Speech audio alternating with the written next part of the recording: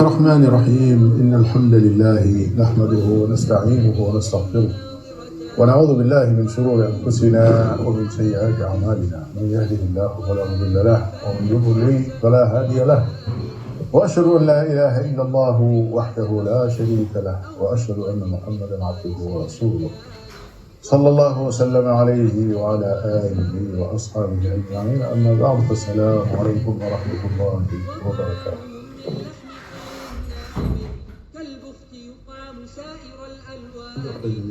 في لقاءات رمضانية muy jotaay yi nga xam ne noo ko bokk ak yéen ci biir weeru koor di ñaan suñu borom tabaraka wa taala nangul leen. Bismillahi rahmani rahim wa salatu wa salam ala nabiyyina Muhammad wa ala alihi wa ashabihi ajma'in.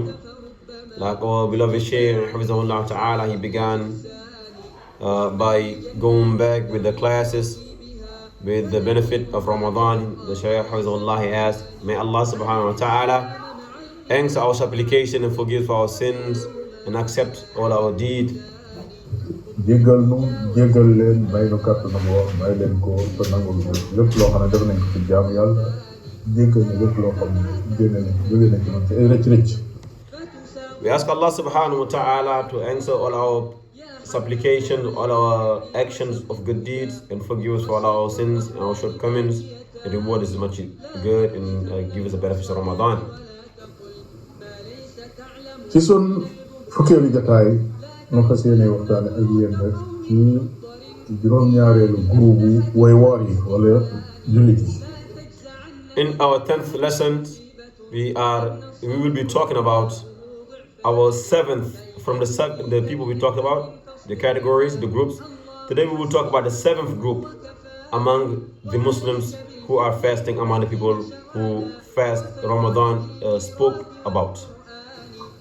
kooku mooy almarid alladi yurja bur'u maradihi ki nga xam ne dafa feebar dañ am yaakaar ci ne feebaram dina wér. That's the person indeed who is sick, but we have hope that inshallah his disease will be cured. He will be cured from his sickness. xamoon nañ ne feebar bi dul wér moom borom day lene waaye nag ki am feebar boo xam ne day wér kooku am na ñetti situation moo tax ñu beral ko jotaayu boppam. The person who is sick and we don't have no hope that his disease will be cured, that person he have to feed. But the person that have a disease and inshallah we have a hope that his disease will be cured, he is divided into 3 different categories. This disease right here itself, it have 3 different types, 3 different categories by itself. That's the reason why we specified this class specifically for that one. ñetti melokaanam yooyu mu yore mi ngi dellu rek ci feebar bi fan la toll. The 3 different categories, the 3 different types that he carries is all based on what kind of diseases, what kind of sickness does he have. ki nga xam ne metti tiisul ci moom maanaam jafewul ci moom muy woor te bu wooree it koor gi du ko lor maanaam daal feebar bu woyof moo ko dal xëy na boppam a ngi metti xëy na loxoom a ngi metti xëy na ak dig jam na ko xëy na yoo xam ne daal lu woyof lay doon xam na ne lii bu wooree it maanaam yàqalu ko dara te itam du ko indil jenn lor kooku moom day war ci mu woor comme ni mu waree ci ñeneen ñi ci des yëpp. First one of them is the person that have a light disease, meaning when we say light, meaning his head is hurting, he have migraine, light headache, something poke him, he feeling hungry, he has like minor stuff, very light that fasting, it won't harm the person at all. Fasting won't harm him at all. That person will be obligation on him to fast, like it is an obligation upon the regular Muslim to fast when nothing is happening to them. This type of person right here, this type of disease, this type of sickness, this type of minor sickness, is an obligation upon him to fast, like it is an obligation upon the regular Muslim who nothing happened to fast. The same ruling. ndax kat amul ngant loo xam ne day tax muy dog. Because he doesn't have an allowance, an excuse who give him the okay to break his fast. kooku daganul muy dog. This person right here, it is not an obligation upon him to break his fast. Indeed, it is an obligation for him to fast. ñaareel ba mooy ku nga xam ne koor metti na ci moom waaye nag da ko indil lor maanaam koor gi diis na ci moom lool daal ndax feebar bi mu yor moom yëg na ne su wooree buy dog daal dana fekk mu toll ci li ñuy tuddee laatikaaf maanaam kan dem na bay bëgg a sonn daal nga xam ne daanaka fan toog mënatu faa jóg waaye nag xam na ne amul yenn lor jum koy indi ndax su xasee dog rek daal di melaat na melam. The second one, it is a person that when he fasts, before the time come to break his fast, he be so weak, he be so weak, like strength-wise, he's so weak, very weak. But it doesn't harm him with its health. He's so weak that he can't even move or do nothing. He just sit in one spot and just act like this is it. But soon as he break his fast, he get all his strength again. Soon as he break his fast, he get all his strength again. So the disease that he has weaken him because he's not eating or drinking, but it doesn't harm him at all. kooku kenn du wax ne sañuta dog okay kooku sañ naa dog. This person right here, no one can say he doesn't have the okay to break his fast. Indeed, yes, he can break his fast, but ndax borom bi tabaraka wa taala dafa bëgg jullit bi joxe kooram ci lu àndul ak aw tiis. Because our Lord Jalla subhanahu wa ta'ala, Allah subhanahu wa ta'ala, he doesn't want the believer when he is doing the action of deed to be weak, to be feeble, to be unpowerful. Because Allah subhanahu wa ta'ala wants the believer when he's doing the action of ibadah, of action of good, he had the strength, he's good, he's strong. ومن كان مريضا أو على سفر فعدة من أيام أخر يريد الله بكم اليسر ولا يريد بكم العسر. borom bi tabaraka wa taala moo daganalal ki nga xam ne daa feebar wala mu tukki mu tànn yeneen fan yu bokkul ak Ramadan woor ko fayee ko ko. Because know that Allah subhanahu wa ta'ala, he is the one that bestowing a verse upon us.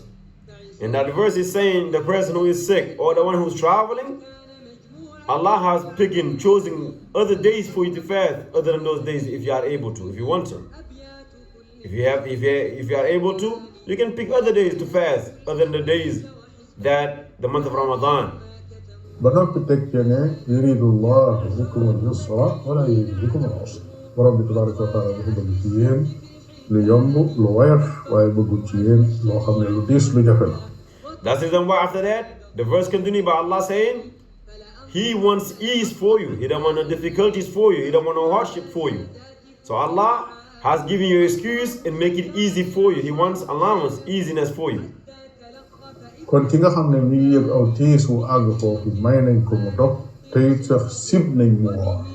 The person that reached this stage right here of feeble and being so weak that he can't do nothing, it is recommended for him to break his fast. And it is disliked for him to fast. It is disliked for him to fast. It is recommended for him to break his fast.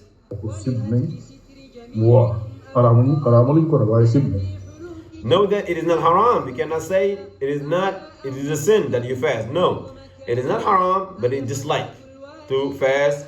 It is recommended. It is beloved. It is highly recommended for you to break your fast, and then it's disliked for you to fast, but it's not haram for you to fast. ndax kat ki yëg aw métit ba noppi métit bu méttee métti wala aw tiis ba noppi continuer woor kooka dafa mel ne dafa jëriñuwut ci roxsa bi nga xam ne borom bi tabaraka wa taala daf koo joxe. Because know that the person who is fasting and he's feeling weak, he's feeling the strength is no longer there, and everything, and he continues fasting, it is almost like that he is not using the allowance, the excuse that Allah subhanahu wa ta'ala gave him. The easiness of the religion, the tawfiq that Allah subhanahu wa ta'ala gave him to make the religion easy, he's not using it. ñëw ni ci xadis inna allaha yuhibbu an tu'ta ruxasuhu kama yakrahu an tu'ta ma'siyatuhu. yàlla bëgg na yombal yim defal jullit yi di ko jël di ci jëriñu comme li nga xamee ne noonu la bañee yim xaraamal ci ñoom ñi di ko jël.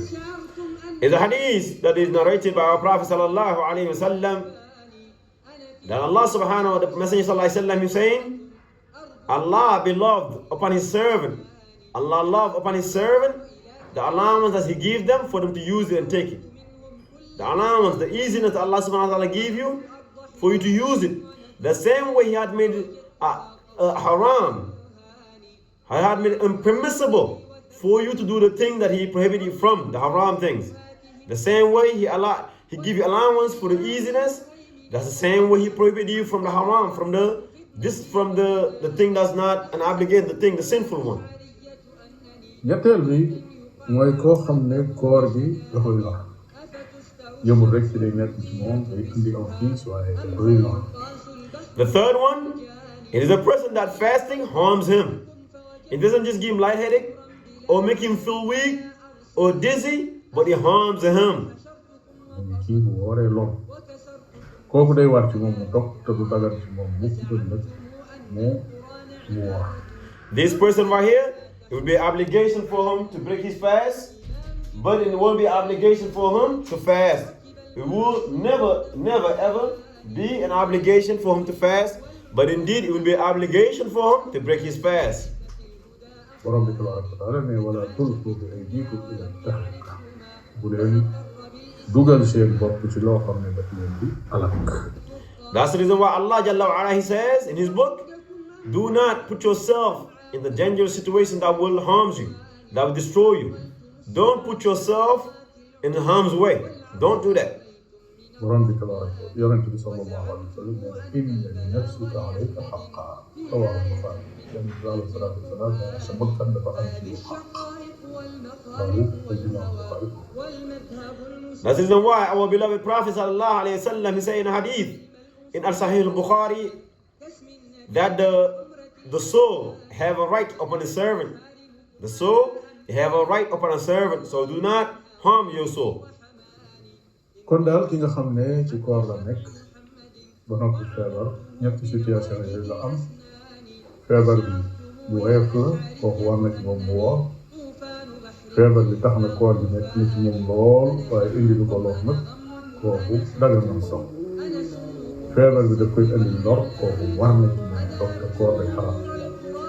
That's the reason why in this topic right here, this disease, the sickness, the person that's sick is divided into three categories. The person that his disease is a weak one, he just have a lightheaded, weak, he hurt himself in the ankle, he was walking, something stabbed him, the likes of those stuff. The person is obligation for him to fast.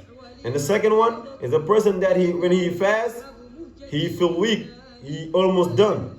It is okay for him to break his fast, but it's not haram for him to fast. And the person that he can't fast because it harms him, it is an obligation for him to break his fast, and it is not permissible for him to fast. kon loolu mooy suñu jotaay fukkeel nu tàggu leen foofu kon ba ci jotaay bi tegu wassalaamu aleykum wa rahmatullah. من لم يتب في شهره من ذنبه فهو الذي قد باء بالحرمان.